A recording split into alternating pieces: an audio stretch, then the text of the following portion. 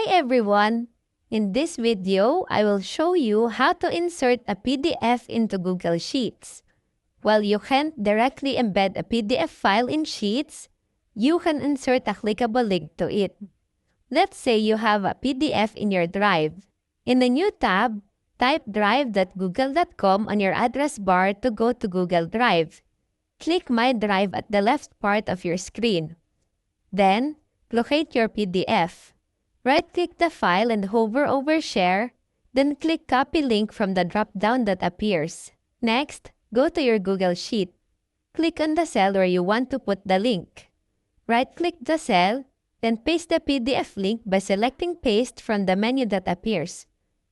Now, the cell acts as a clickable link to the PDF. If you want to make the link a smart chip, simply click Tab on your keyboard. So, that is how you insert a PDF in Google Sheets. I hope you find this tutorial helpful. Thanks for watching.